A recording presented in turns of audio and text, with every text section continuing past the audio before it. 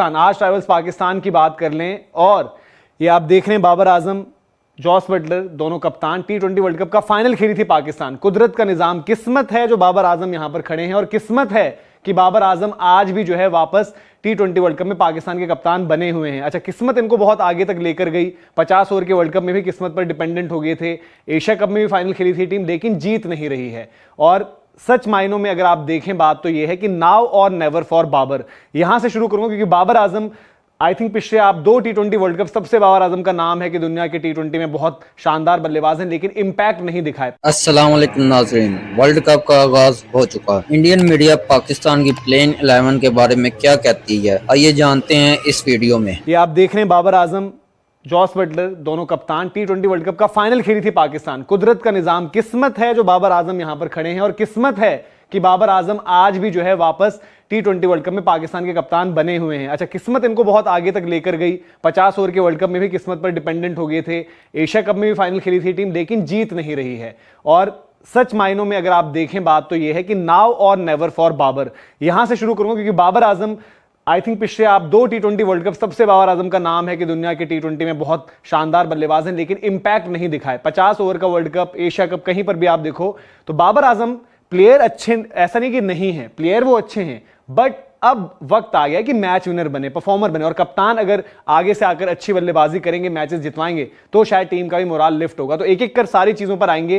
Problem कहां आ रही है? सबसे बड़ा सरदर्द है कि पाकिस्तान 11 कैसे बनाए, क्योंकि जो स्क्वाड पिक किया है, आपके बेस्ट अवेलेबल ऑप्शंस को आपने पिक तो कर लिया है। आमिर को वापस बुला लिया रिटायरमेंट से, इमाद वसीम को बुला लिया रिटायरमेंट से वापस, पर अभी भी बहुत कमजोर पाकिस्तान की टीम नजर आ रही है। पाकिस्तान का स्क्वाड आपके सामने है भी, और समझ में नहीं आ रहा। फास्ट बॉलर ज्यादा लेकर गए हुए हैं, लेकिन दिक्कत यह है कि फास्ट बॉलर चलो ठीक है, फिर भी आप कहोगे नसीम, शहीन, आमिर हो गए, हारिस रौफ हो गए, इन सबको खिला देंगे, बट बैटिंग में बहुत प्रॉब्लम है। आजम खान पर भरोसा किया था, उनकी उस तरीके की परफॉर्मेंस नहीं है। उस्मान खान की पिछली पारी चलो कह सकते हैं कि अच्छी रही है, शादाब खान उस तरीके से नहीं करे। तो 11 बनाने में जो है सबसे बड़ा सरदर्द है। आगे आएंगे 11 पर भी, और शायद हो सकता है एज ऑफ नाउ बहुत लोगों की 11 अलग अलग बने। सैम अयूब पर बड़ी उम्मीदें थी, लेकिन वो भी उस तरीके से नहीं परफॉर्म कर पाए हैं। तो एक नजर सबसे पहले डालते हैं कि जो ग्रुप है, इंडिया वाला ग्रुप है, आपको पता है यहां पर एक टीम है आयरलैंड, और आयरलैंड ने अभी हाल फिलहाल में पाकिस्तान को हराया था। तो यहां पर पाकिस्तान को भी और इंडिया को भी थोड़ा सतर्क रहने की जरूरत है, क्योंकि आगे ठीक है सुपर 8 की बातें हो रही हैं, सीडिंग्स मिल रखी हैं, लेकिन आयरलैंड एक ऐसी टीम है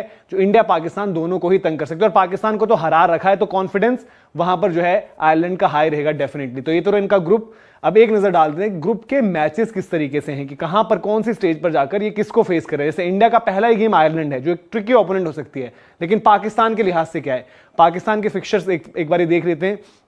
पाकिस्तान के लिए अच्छी चीज है कि जब इंडिया को खेलेंगे तो यूएसए से भिड़कर आ रहे होंगे। अच्छा, हालांकि आप यूएसए को भी हल्के में नहीं ले सकते।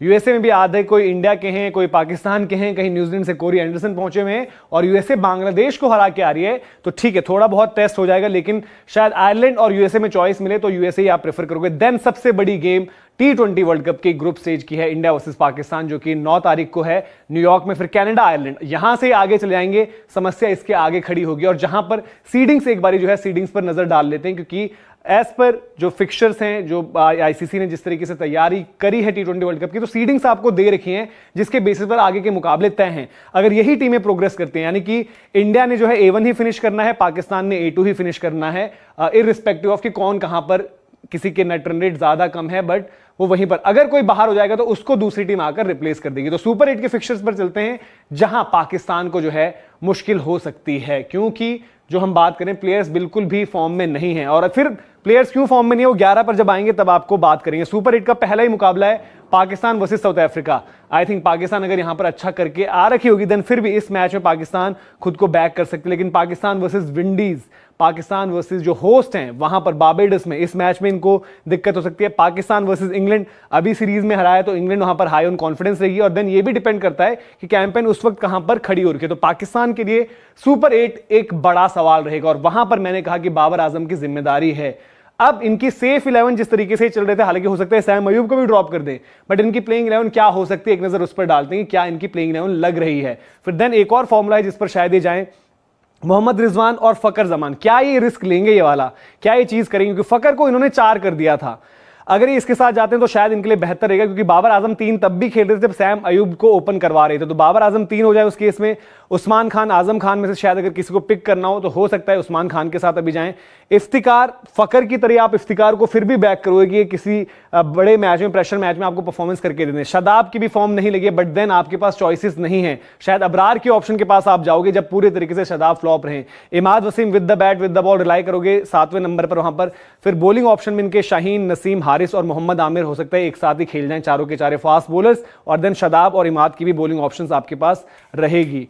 अब सैम अयूब को क्या ही लेकर आते हैं देखना होगा। आजम खान का जो ऑफ लेट आपने देखा, पेस बॉलर्स उनके लिए स्ट्रगल रहेंगे। अब्बास अफरीदी एक रिजर्व पेसर रह जाएंगे। तो ये तो 1-11 है जो थोड़ा सा अगर ये करना चाहें तो फिर टी20 वर्ल्ड कप में बेहतर कर सकते हैं। बट एज ऑफ नाउ क्या लग रहा है, जो कि गलत एक तरीके से पाकिस्तान ने शायद एक स्ट्रेटेजी अपनाई जहां पर फकर 4 हो चुके हैं, वो आपको दिखा देते हैं। क्योंकि सैम अयूब को अगर इनको करना ही है तो आई थिंक ये वो स्टेज है कि बैक करें। सीपीएल में सैम अयूब की परफॉर्मेंस भी अच्छी रही थी, तो रिजवान और सैम अयूब जो इनका फॉर्मूला है, बट इसमें फकर जमान 4 हो जा रहे हैं, वो एक नुकसान रहेगा। बाबर 3 है, इफ्तिकार, शादाब, बाकी का ऑर्डर सेम है।